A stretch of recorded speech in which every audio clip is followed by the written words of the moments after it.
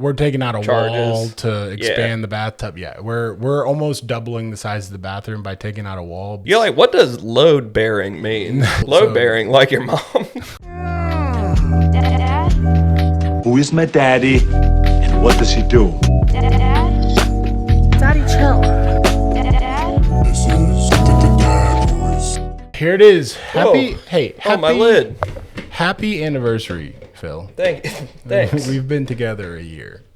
What'd you get me? I got you A knuckle sandwich. these Dubby Oh, shakers. Yeah. cool. So I know we're starting. This is our We just use them empty, or no. This is our season 3 premiere, our 1-year episode that will air on Father's Day this year, which is 1 year since we started last year. The one episode of season 3 that's taking place at the old season 2 place. That's right, because we are going to be moving, and we'll talk about that in a minute. Yeah. But I wanted, because I have a thing where I don't ever want us to take a product that we don't have confidence in. So we ordered this. Dubby surprised us with, they're our first ever sponsor, and they surprised us with this lovely, it's called Wow. Dragonade. Dude, we're getting to make a like water flowing ASMR video at the same time. Yeah, it's awesome. That's really nice. What?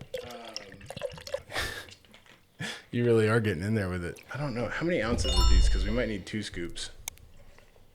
How many Why not? ounces? Well, I'm tired anyways, so. Yeah, go ahead. Dump a second scoop in there. Here, hit me with a second scoop. You can do a partial. Yeah, that works. That's all right. So, what we decided to do was, since Dubby is our first sponsor ever, and we want to make sure that we're not pushing a bad product on you guys, we're going to start the episode by trying our new Dubby Yeah. In an effort of cleaning up Dragonade. my image, I won't snort it either. Jitterless energy blend. Okay, so by the end of this episode, if the vibe is good, And I'm really glad that I put the lid on all the way and I didn't just shake liquid on all of our equipment and ruin everything, because that would have been something. I do that every morning with my pre-workout. I'll not fasten it all the way, and then it's just a You just big blind your explosion of son? bullshit. It's like, Dad, fuck, this stuff is strong. He's not up at 4 a.m. Oh, wow. Oh, yeah, it is good. That's fucking tasty, dude. Yeah. I hope it works, because if it doesn't work, then we can't keep plugging it. But, man, even if it doesn't, though, I would get this turns into like a 10-hour marathon. I'm like, dude, figure out the live stream. I'm on it right now. I feel good. I would recommend this as a drink mix, even if it's not, like, even if you don't get the energy out of it. But, I mean, it seems to have, like, a pretty solid, it's got vitamin C, caffeine anhydrous, caffeine fruit extract from coffee. Yeah, I mean, it's got normal energy drink stuff in it, but it seems like it's less of the bullshit. But man, this is delicious. So definitely going to be sipping on this throughout the episode. That's going to be our plug. We might plug the code again at the end, but if you are interested in trying this, if you are interested in trying this, you can go to w.gg, use code DADBLAST for 20% off your first order. And any orders after that. You can continue to use that code, but I would just definitely give yourself a first order. Try it out. They have all kinds of flavors. If you love anime, they got anime themed shit. It's really cool.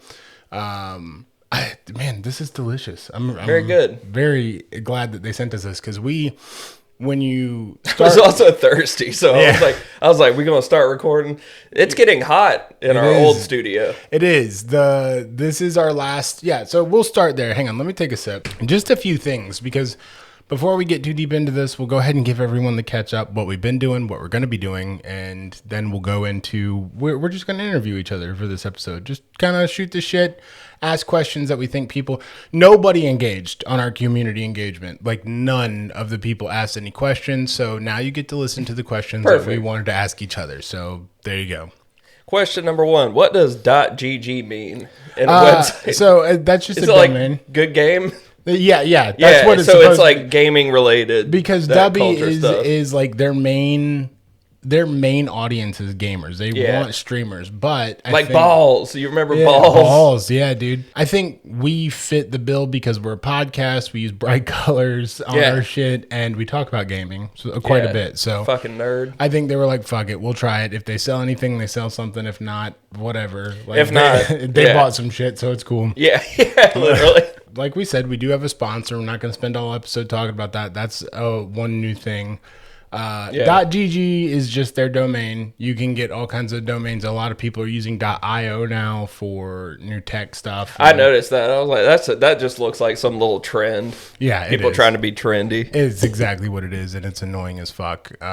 Especially because like on my side of security where we have to like decide shit to block, we have been actively just blocking .io domains, and now it's causing problems. So super annoying. That's not the interview question we're going to be asking. No. That's just something Phil wanted to know. This episode, like I said, is going to be an interview. This will be the last episode we do here in the treehouse. Yeah. This season, and most likely every season moving forward until we are actively like churning fucking money, is going to be in the new location, which is going to be in the new house that my wife and I have acquired. Hell yeah. That is our house. So good news there. You're off the renting train. Yeah. I'm not one of these people that's going to pretend like, oh yeah, you know, I just grinded it out and everything. It's like impossible to buy a house right now. A series of events lined up perfectly, and it was just a combination of privilege and opportunity that gave us this chance to get this house. But I couldn't say no. Like it's our house, and we get to. But now I'm gonna be spending. It's my house. I'm dying, and I left it to him in my will. That's right. Yeah, we took Phil's house, and we actually. The only way that millennials can acquire houses is by taking them off each other's dead bodies. That's right, like looting. You know. Yeah. We actually also get Phil's wife and daughter in the transaction. The house gets really hot when she starts cranking out sourdough. Dude, so the oven. I was going to ask where the sourdough menu is, and then I realized like it's just not a sourdough. Also, the house is over 70 years old. Yeah. It's got good people bones. were shorter back then too. Yeah. You don't fit. No. Well, I've been in your house. Yeah. It's actually fucking funny. Yeah, it was. But so the new place is going to be in my new house. We have a fully finished basement, and we're going to move it there.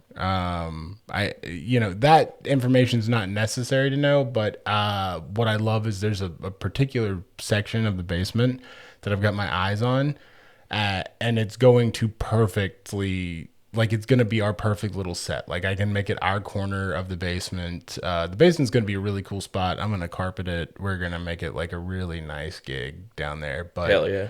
The studio will be down there. So this will be the last one in the treehouse. And I just want to shout out, because I assume your mom and your dad listen every once in a while. Yeah. Shout them out, because we wouldn't have been able to do this last season without them. We were just running out of space where we were at my old house. It was either continue the podcast and give up your child for adoption. Yeah. One of them. Yeah, that was and I won't give away that interview question. Yeah, we discussed it. So we just decided that the free child labor in a few years would be more of a loss than moving to the treehouse. So that's what we did. Don't forget to count like training, and all that. Well, that's an investment. We factored it in, and I think he's built like an ox, so he'll be doing all the heavy lifting. And just picturing your son out there with one of those like shoulder plows, just in the backyard. That's right, son. Pull the plow. Your yard is like 0.01 acres. Like. No, actually, we have quite a bit of yard now. It's kind of crazy. It's gonna be a bitch to fence in. We've got to get sponsored by one of those new robot lawnmower companies. Yeah, please God, dude, they just look like giant Roombas. Yeah, they are. They're yard Roombas.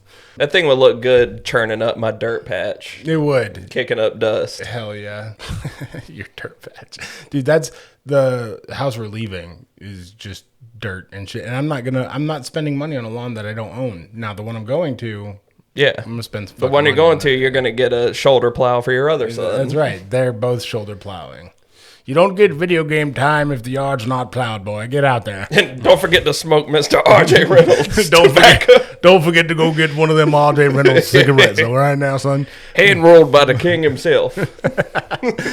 Man, I am turning into my great grandfather. It's fantastic. This is exciting for us. It is. Damn it, dude. You're going to make me bring back another thing. What, you're going to start fighting American soldiers now? Jesus Christ. Okay. We're Well, great grandma, that's First World War.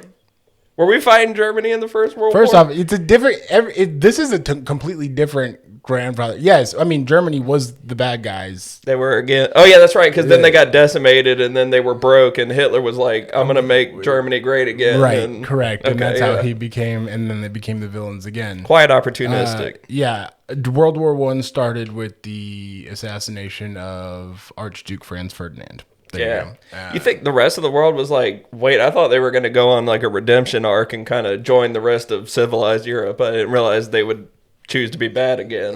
No, wow. They doubled down on the villain arc. Yeah. No, I don't think anybody saw that coming.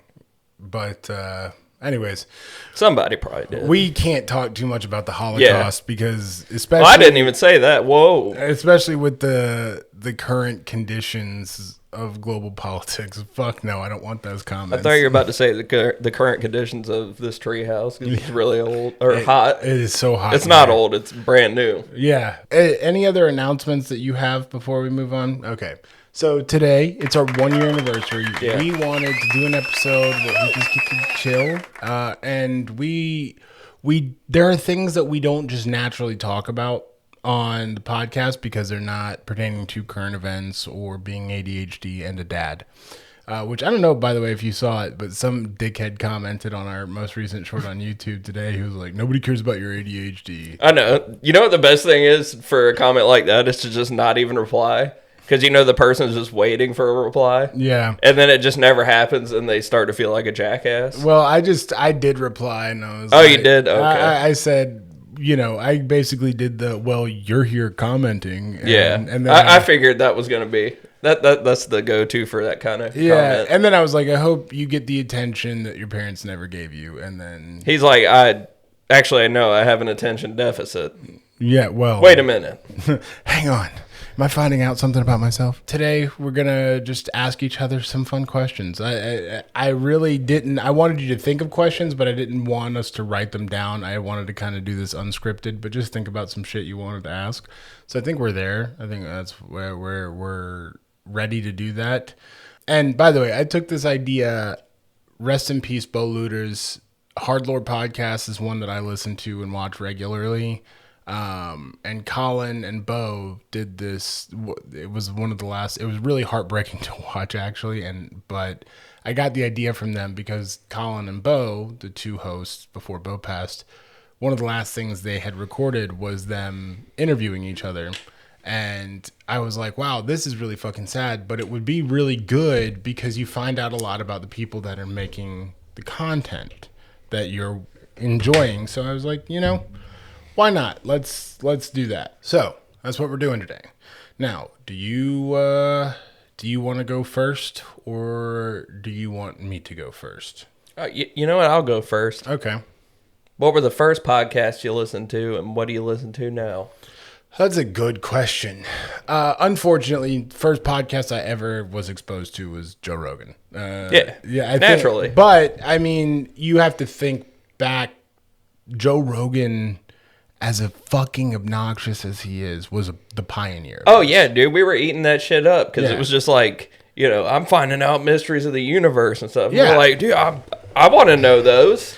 And the one thing I'll always give Joe Rogan is like, I mean, he has dissolved into whatever bullshit he is now, but Joe Rogan, he built his entire platform on appealing to the everyday average Joe. He made those people feel seen. He made those people feel heard. He really presented as this down-to-earth guy that is like out of touch with the celebrity life that he's surrounded by.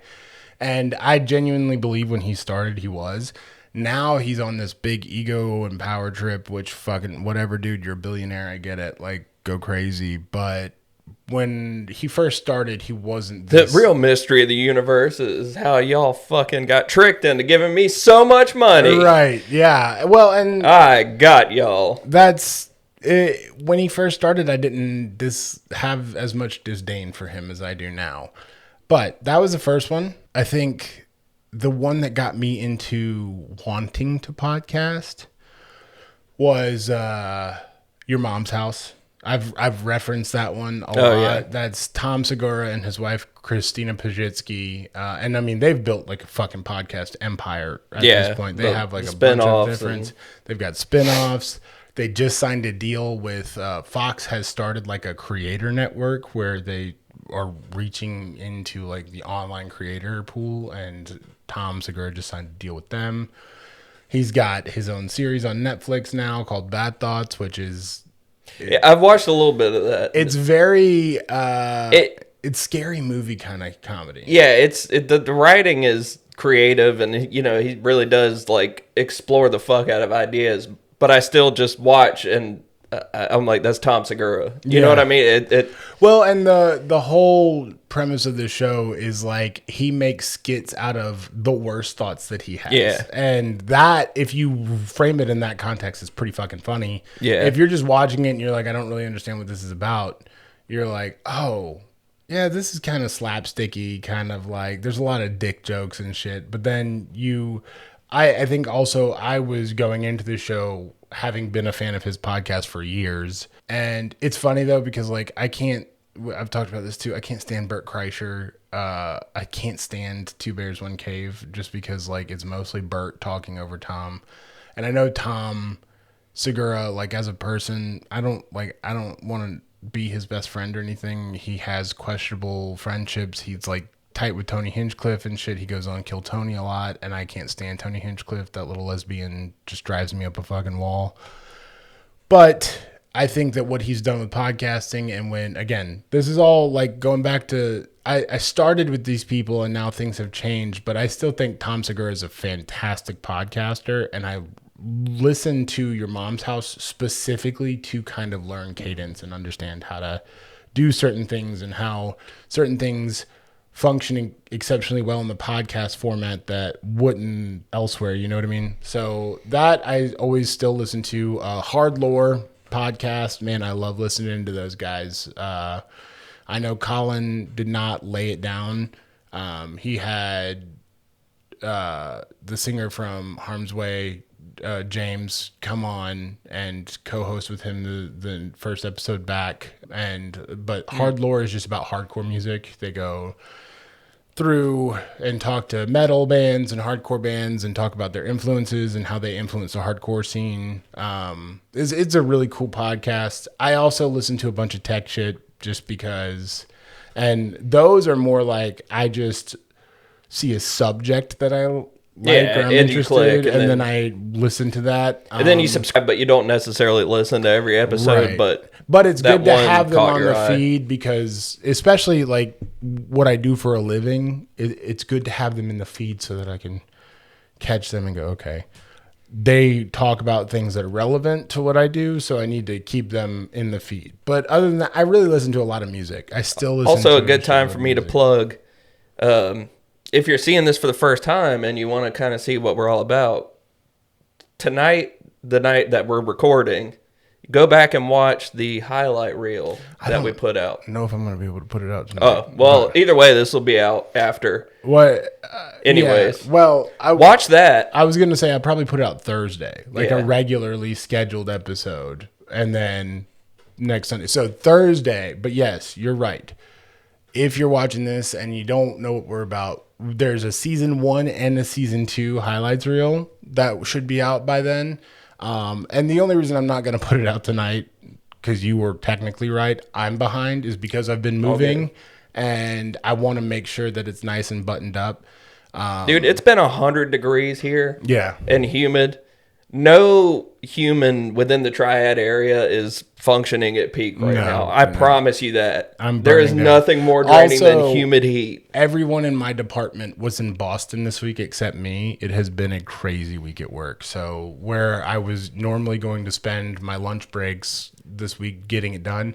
Most of my lunch breaks were just on Teams calls. So it's been annoying. But I've been running my father's company Yeah. for the past few days while he's out of town, and that man's built different. Dude, it's crazy. Jesus Christ. It's crazy. My dad is like, he is the daddest dad. This can count as part of the episode interview thing, too, talking about our dads. Well, save it then, Yeah. because that's one of my questions. But I want you, actually, you know what? We'll just go into that. How has your view of your father impacted how you approach life as a father? So that was one of my questions. So we're going to just, there you go. Now that's your first question. I am going to ask you about the podcasting too, but you're already on this and I don't want you to lose the thought. So go ahead. I stopped listening to podcasts in like 2018 anyway. Boom, perfect. There you go. There's your answer for that one. But I did listen to a lot. I don't know. My dad, he's got like 22 years on me, and he's just constantly performing and just going. And I'm like, I'm not afraid to admit that he's built different. Yeah. And so he's got some kind of just something powering him. Yeah. So because we watch our dads, right? Like I watch my dad, and my dad's the same way. He's a fucking unit, and he just has always worked. Like even when he doesn't have to, he's still working. Yeah, that's the thing. My dad's like, I'm relaxing. I'm mowing the yard. And I'm like, well, relaxing for me is sitting and staring at the wall. But relaxing that kind of for thing. me is just not moving at all. Yeah. Yeah, it definitely gave me a view of like not giving up when it comes to stuff with my daughter, like fixing a little toy or something. Because I'm like, come on, dude, you could fucking do it. You've seen your dad do this millions of times. Like, just keep going. You're going to figure it out. And that's a good takeaway. I think one thing that my dad keep pushing through everything. Not that you asked me this question, but I feel like we'll both probably just answer each other's questions and our own as well. But like one thing that my dad for me, and I think a lot of guys with decent dads look at, is like my dad just never put the shit down. Like he shitty days, he got up and he fucking did it. Good days, he got up and he fucking did it. For the love of the game. For the love of the game. And I know we're in the middle of Pride and Men's Mental Health Awareness Month, because it both can coexist. Both should coexist, because gay men are still men. And I would say that the LGBTQIA plus community is one of the most vulnerable when it comes to mental health. However, my dad, like mental health problems or not, showed the fuck up. And is that great all the time? No. But is it commendable? Yes. Yeah. Did it work in our favors? Yeah. So we can't gloss over that. My dad is badass. And I'm not just saying this because it's Father's Day and because we're going to be recording our next episode. The episode is just called Episode 3 Premiere, Simping for Our Dads. Simping for Our Dads. That's right. I would not have an example of what to strive for. And I think my brother also has that. Like, I would love to believe that I have provided some influence when it comes to how to be a dad. But I'm happy knowing that my brother, as he's about to have his first child, has our dad as his example, because my dad he's always delivered. Like, the man continued to show up for us even when my mom wouldn't let him see us. He continued to do the shit he needed to do as a dad, despite having my mother actively work against him seeing his kids. And he did it for the love of his children, and that is it. He was like, Jesus, that woman was a mistake, but I like the kid. Yes. And like part of us moving into this new house is like we're 2 doors down from my dad, and we're 4 doors down from my brother, and we're right next door to my uncle. And my dad your dad just owns the whole city block. I mean, when you've got the resources, he actually owns like 2 properties in Greensboro too. We sold one of them. The other's on Summit. I don't know if we'll ever sell it. It's just hard to get rid of. But Fair. So, and my dad has turned this into an opportunity to keep our family close. And again, when I say that, like, this was a series of privilege and opportunity meeting together to give us this this golden goose here, it really was. But we're paying for the house. We're going to do our thing and we're going to get through it. And we're already feeling better for it. But you know, that just shit like that, like my dad could have sold that house. He could have made a fuck ton of money. Or he could have put someone in there and just collected rent on it and not bothered. But his main thing was, I want my family to be close. And so he was like, you guys can do whatever. The bathroom's atrocious. And my wife is a bath taker. And that was like the one thing is like we would have to change the bathroom. He's like, that's fine. where your money's gonna be going. Yeah. Just stuff like that. Yeah. I mean, you're not having to worry about a lot of other bullshit. We're taking out a charges. wall to expand the bathtub. Yeah, we're almost doubling the size of the bathroom by taking out a wall. But in that process, yeah, you're like, what does load bearing mean? No, we already checked for load bearing walls. There's like one area that might be, but because the house is built load bearing, like your mom. That's a dad blast. Gotcha. But yeah, anyways, enough about me and this house. We'll have plenty of time this season to talk about it, but because we'll be there. And that might be an episode. Talk about how to kind of maybe try to set yourself up for purchasing a house, because it's really unrealistic, but I know some people just don't even know where to start.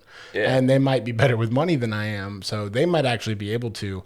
But you've been through the process now. I've been sort of through the process, but I've definitely tried already a few times. So something to think about. Maybe we'll talk about that this season. Yeah, anyways. I had the great fortune of going through that process before COVID. So Nice, that was one big fortune thing. We both really fucked up by not doing it in 2008 when the housing market crashed. Yeah. But when we were 16. Yeah, when we were in high school together. Yeah, all right, your turn. My parents already had like a nice house. I'm like, I got to get out of this dump. I'm getting my own house. So they go buy a 4-story house for $100,000. $12 in a handshake. Yeah. All right, your turn for a question. So all right. It can be I guess I got to music. do it. Your musical influences. Okay. Because you did music for so long. Yeah. You're Mr. Screaming guy on the stage, heavy metal music in the background. Who influenced you to do that? And who did you not emulate, but, you know? So it's such a weird journey because nobody in my family is musical. Watch for motivation and how to, basically. Nobody in my family is musical, right? But I had a streak for heavy music. I think it's probably ADHD. I noticed that ADHD and heavy music go hand in hand. Oh, yeah. So do autism and heavy music. But my dad played Ride the Lightning for me one time on a cassette in our car, back when you had tape cassette players built into your cars. And that was it. Like, I heard Ride the Lightning, I heard that intro, and I was like, this is fucking the sickest I'm thing on the I've lightning ever heard. and I cannot get off. And Metallica has always been like just a rock solid influence in my life, just because I for nostalgia's sake alone, I just love them, you know. But man, there was so much going on. Like, I think after Metallica, I graduated to the first CD I ever bought was on my own. I should say, the first CD I ever got was Ride the Lightning. My dad bought it for me with a CD player, and it was awesome. I played that shit to death. The first CD I ever bought on my own was Linkin Park's Hybrid Theory. Oh, yeah. Which you talked about that. You were like, the phenomenal pivot point in your life. Yeah, it was massive for me. It was one of the most influential records I've ever heard. Growing up in and out of New York, you know, back and forth with my parents. I lived with my grandparents on Long Island. On Long Island, there's New York in general, Buffalo's got a great hardcore scene. Of course, the city has a great hardcore scene. New York hardcore is known as like the foundational point for most hardcore now. And so growing up in New York, you have bands like fucking Madball and Neglect and Agnostic Front and shit like Billy Club Sandwich. Like, all of these bands, Billy Club might not be from New York. That's a great name. Yeah. But you have all of these bands, and then just the Northeast in general. You've got Boston hardcore, which is, we've talked about Baltimore hardcore. Yeah, we did. the Northeast is just a staple for hardcore. So growing up there, you know, you get into some music, you want to go into shows. And hardcore at first didn't resonate with me as much as like nu metal and post-hardcore. So hardcore was cool. I loved being at the shows. Wasn't really spinning records like that at first. Under Oath, Chiodos, bands like that. Yeah. The Devil Wears Prada, obviously. Yeah, those are my three. Like, yeah, when we were in high school, those got me really like on the climb, getting into screaming music.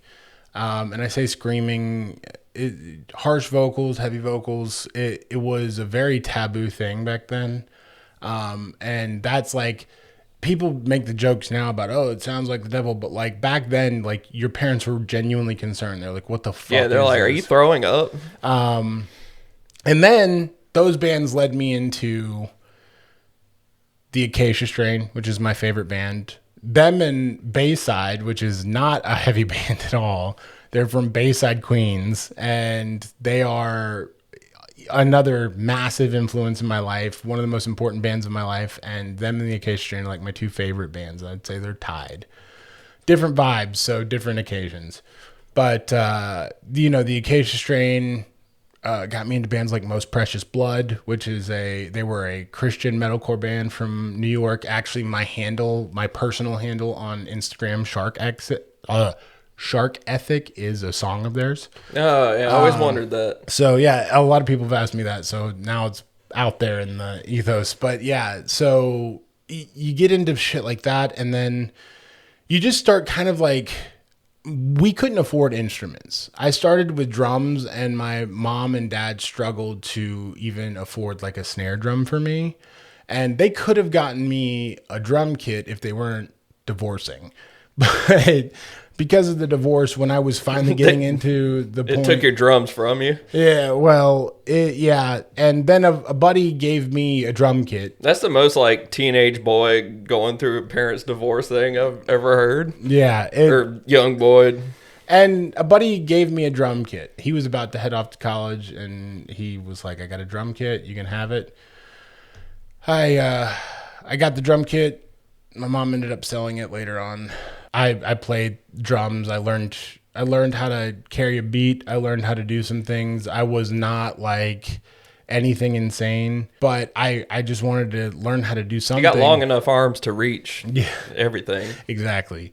And when the drums went away, I just kind of realized, I was like, well, the one instrument I have that nobody can sell is my voice. And so I just started learning, and it hurt at first. I did it horribly, but then a few friends of mine that were also like more into music and were better at it than I was. Would you like watch YouTube videos, how to kind of? Yeah, started there. And then my buddies were like, you know, Spencer Chamberlain from Under Oath, he blew out his vocal cords. And so he went and found this vocal teacher named Melissa Cross.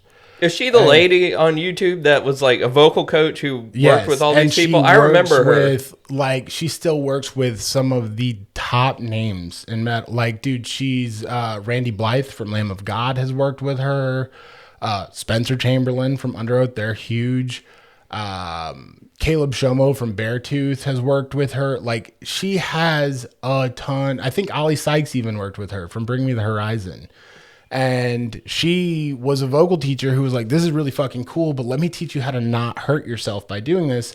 And her techniques. Dude, I'm sorry. I just saw a bird fly by, and it would have been just an amazing send-off from the treehouse if it just fucking flew in here and we both started freaking out on camera. We're both like, losing our shit. That bird flew, because we have the windows open, and that bird flew right up to it. And I was like, that would have been it. Chef's kiss send-off. But, yeah, I forgot. Oh, Melissa Cross. Yeah, the bird would have been wild. Melissa Cross, though, that's where I learned most of my safe vocal techniques. And then I just, when I moved back from Wilmington, because I lived there for a few years, I'd done like a garage band with some of my really close friends. We started a band called Dances with Wolves. It was the goofiest shit. I feel like I remember you making that. We took a bunch of hard style pictures and band pictures and never did anything with it. We recorded Big things coming. Yeah, big things always coming. But then when I moved back from Wilmington, I just got on Facebook and I made a post and I was like, hey, in the Greensboro area, I'd like to start a band. Like you said, HMU. Yeah, HMU. And a couple of friends did at the same time. Joey Kubik, which we went to high school with him, he hit me up. Colby Dillon, another guy we went to high school with, he hit me up. And then my dear friend Jason Cox, who we didn't go to high school with, but you probably know him from because he went to UNCG. They all hit me up and they were like, hey, let's do this. And we had some lineup changes. We ended up losing Colby. We brought in our good friend Michael Buck, and he was awesome. He's a great bassist. Michael's super talented. All those guys were super talented. Even though we couldn't really vibe with Colby, he was still super good at writing, super talented guy. And then we had a loser for a drummer, and that was really the end of that band. And then I just kind of like, I want to do something more hardcore line. Oh, you were doing drums back then too? You picked it up a little bit. Yeah, you got me. But no, after a while... Would it be impossible to do heavy vocals and play drums at the same time? Fuck no. People do it all the time. Okay, I was wondering, because it's just that... Seems like that takes a lot of coordination and breath control. And it is. The band Home Record did it. They're one of the first ones that just jumped out at me, and they were fantastic. That takes some talent. Yeah. Rest in peace, Home Record, man. They were such a good fucking band. But yeah, so ended up starting Neglected, which was, I would say, arguably one of my most popular bands. That was the one where people were like dogpiling to shout the lyrics back. That's where I felt the most amazing. Yeah. And then Seventh Seal was just like, I don't know if Austin still listens to the show, but if he does, shout out Austin Fritz, man. Austin, I listened to y'all too when I wasn't even connected with you because I saw you share it and I was like, this looks hard. He wrote that whole fucking EP, and he even allowed me to put my stupid Destiny audio clips in there. But Austin is by far one of the most talented guitarists I've ever had the pleasure of writing with. He and I are both just... I am very quick autistic. Yes, that. But I'm very quick to... If I feel like I'm becoming detrimental, I'll pull back from any project that I'm working on. And with Seventh Seal, I felt like my availability was starting to hurt them, and my inability to continue to help push the band forward was starting to hurt them, which now hindsight, I realized like I was in one of the strongest booking groups in the state, or if not on the East Coast at the time. And I was probably in my head a lot, but I definitely credit myself for the downfall of Seventh Seal, and it breaks my heart because Austin... You were probably in your head a lot. Yeah, Austin, man, he should be writing music. Like that's what that dude is destined to do. He's so fucking good, and I would love to pick it back up with him at some point. Sorry, not to just glaze my friend over here, but and it's all right. We do that with each other all the time. For the record, on camera. Other insanely talented people I've worked with, like I said, Michael Buck, David Levy is fucking genius. That dude's fucking good. He rips so hard.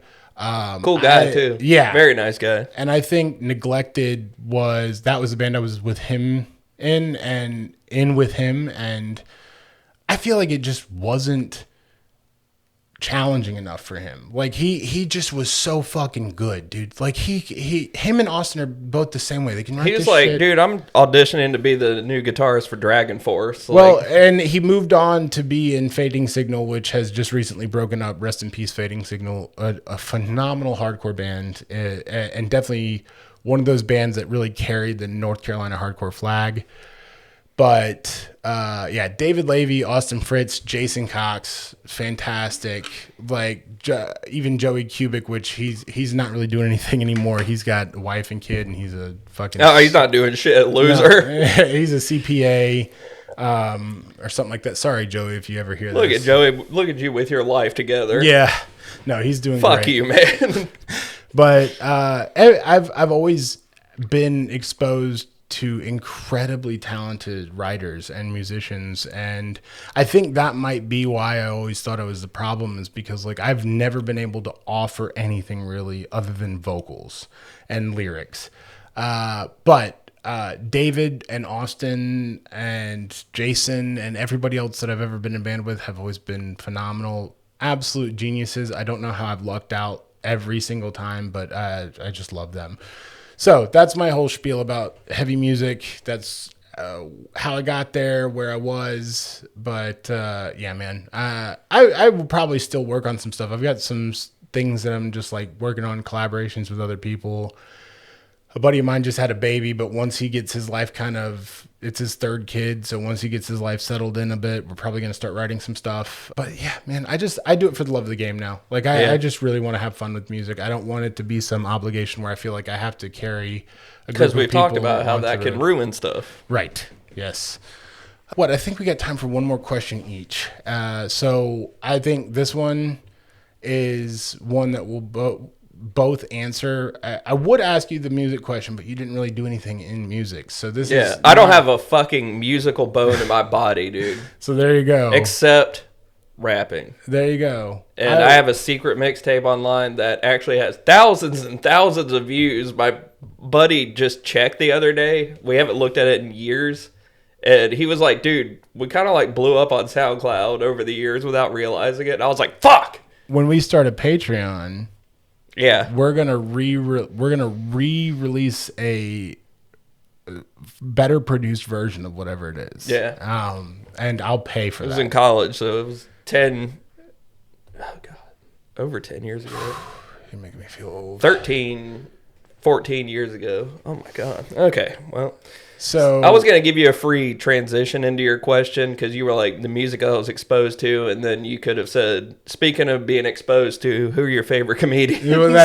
So that's the question I was getting at, and you already knew the question was Speaking of exposing yourself, what comedians do you love? Because they do that a lot. You know, I constantly have to revise my list to be diplomatic or whatever, so that's getting annoying. But as you could tell with the joke I made, that dude was obviously a big comedic influence on a lot of people. Louis C.K. From the comedy standpoint, before all that shit came out, that he was like a scumbag or whatever. He was the comedian that was like just really channeling those inner thoughts and just fully exposing them on stage. Yeah. Like, I don't know, it was a very stream of consciousness, but like, oh, these are thoughts that I have but are so deep that I don't really experience them on a surface level. So yeah, I mean, obviously, you know, he was one of them. Of course, Dave Chappelle, like his mid 2000s, early 2000s specials, like Killing Him Softly, and the other one, legendary. Yeah. So, you know, obviously you got to talk about people like that because they were good as fuck comedians and still are. Yeah. Even if they won't stop bagging on certain issues over and over again. Yeah. It gets kind of old. I'm like, dude, I know you got more in you. Like, and I know you can do more. I think that he wrote it because people were like, hey, if you want to chase that bag, this is what you got to do. Yeah. But I think he's fatigued on it. I think that he even made a statement recently. He was like, man, it basically in summary was like, this wasn't supposed to come out like this. Yeah. Like, he was like, this is a fucking mistake. I don't like actually hate trans people. And it's like, well, you already fucking said all that stupid shit. So now you kind of have to lay in the bed that you made. One of my biggest influences said awful shit. But I think for all intents and purposes, from what I know, he's a great guy as a human being. Fucking Daniel Tosh, man. Oh, dude, yeah. Because when I was 18 and just starting stand-up, Daniel Tosh, Tosh.0, that was like big, blowing up. And I just liked his style. I like dark humor, and I like being able to present it in like a, you know, with almost like a smile kind of thing. And Daniel Tosh was fucking great at that. Anthony Jeselnik is another one. Anthony Jeselnik was awesome too. Fucking good at that. I credit him for helping me become a much better writer because he would just, the way his jokes were written, if one word was out of place or switched, the whole thing just wouldn't hit as well. He was awesome at maximizing that space in a one-liner. He was like the evil version of Mitch Hedberg. Yeah, literally. They like, and by all and from everything I've heard about him as an actual person too, I think he's actually a decent dude too. Yeah, it's the guys that are, The worst doing the dark comedy, comedy at the yeah. front. Sam Kinnison's another influence because I grew up very religious Sam Kinison. and I resonated real hard with his stuff. He pivoted from a Pentecostal preacher, something like that, to stand up and another good one. Bill Cosby, Andy Dick. No, I was just, Yeah. No, while you're going ahead and working through the list, I don't know. For me, my first exposure to comedy was Richard Pryor. George Carlin. And I don't think that my sense of humor would be the same without that's like them. those are two of the like black and white people, Yeah. like pillars right there. The black and white pillars. Those of are the comedy. unks. Yeah. Another one that was massive for me that I think a lot of people have forgotten, but it's a tragedy that that's the case, is John Panette. Oh yeah, dude. Dude, I'm Starving was one of the first. He's the guy who almost looks like a cartoon character, right? Yeah. That guy was good. And he sounds like it. He honestly kind of looks like he could be Rosie O'Donnell's brother. Oh, and podcasts that I listen to, Pete Holmes. Yeah, Pete Holmes is great. He was always been one of my favorites. More modern. Look, Louis C.K. is a scumbag, and we get that. But what he did for comedy before you found out, like, you can't undo that. The belly laughs that you are getting from him being absolutely like, just I still quote him all the time on that one bit where he's like, I can't listen to all the stupid shit my kid says all the time, where he's like, we're walking through the middle of fucking New York City and I'm pulling my kid behind me, briefcase corners, or hitting her in the fucking temple, and then I have to stop and listen to every stupid fucking thing she's got to say.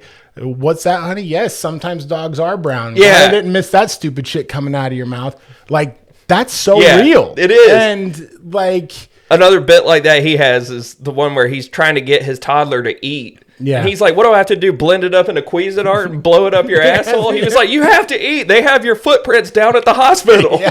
And that's exactly. There's another one of those thoughts where you're like, yeah. You said it. You said what I wanted to say.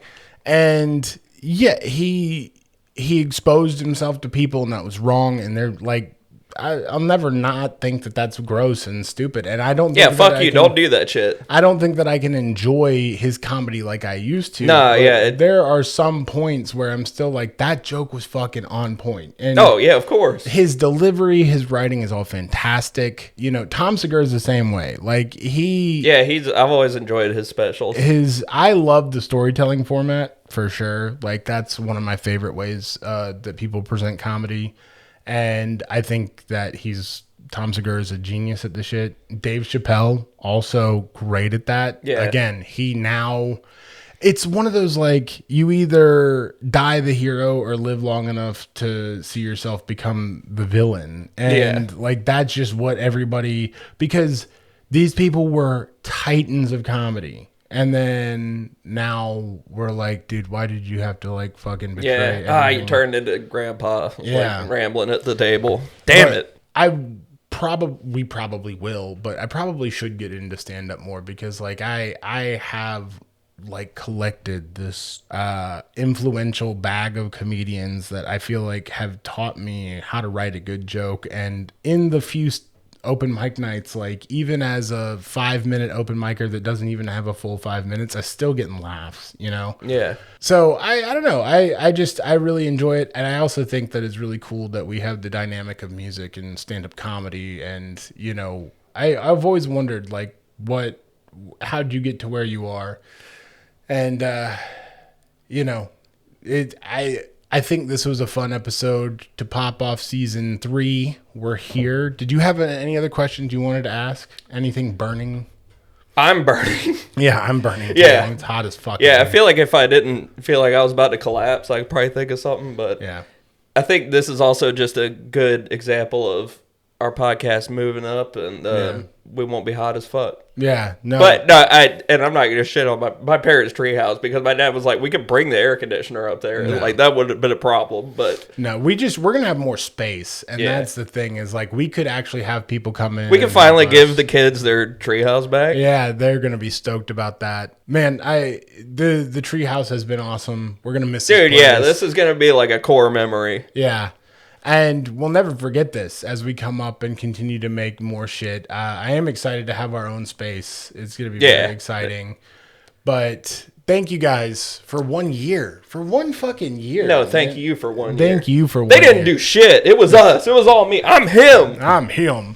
No, seriously though, to our fans, Thank you. Incredibly grateful for everybody who has hung tight with us for a year. We're going to drop this episode, and then there's not going to be an episode for a while. Probably another 2 weeks, I think. We got to get the shit like set up to how it's just gonna be for season 3. Season 3 is gonna have a look. This is like the season 3 prologue. Yeah. Now, and you can name it that if you want. I don't know. We will be able to also record backlogged episodes. So what I'm thinking is I'm going to try to get one out by the first week of July, and then have a backlog of another episode that we can crank out the second week of July, which is when I'll be on my vacation because you just got back from yours. And then after that, we should be back on a regular routine schedule.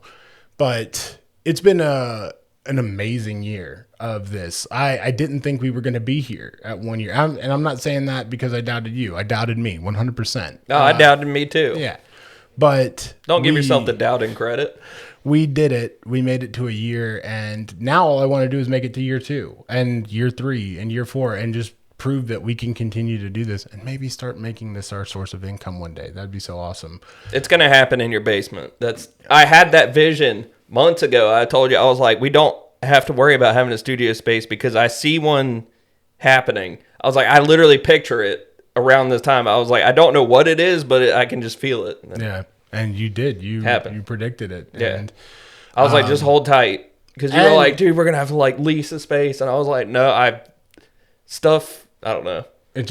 You felt it. You felt the vibe in the air, and it worked out. And what's cool is I now have a space where I can keep this set up, and I can actually start making some of my own content. Yeah. And feel comfortable not having to like rush up here and like bang out a 15-minute recording because I've never released any of this. Yeah, and then you and my mom are both yappers, so right. y'all always so get each other caught. To do it. My mom's like food is inside just burning on the stove, and you're like, I gotta record, but y'all just can't stop talking. Yeah, we're just going, and then you have to come in and like tug me away, and you're like, Mom, we'll talk to you later.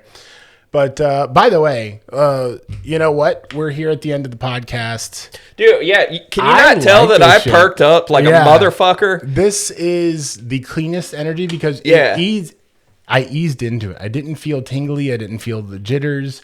This is smooth as fuck. Today was the day where I need to save an ADHD medicine, and I am dragging ass because I've just been getting my ass whooped at work. And yeah, this definitely perked me up. Do you want to take the can with you? Sure. Okay. I mean, I'd love to, so that'd be great. And we can also order another can, use our code. But yeah, thank you to Dubby. I'll be able to get my whole life together today because I'm racing the clock to the Verizon store because my phone's on the fritz. Last leg.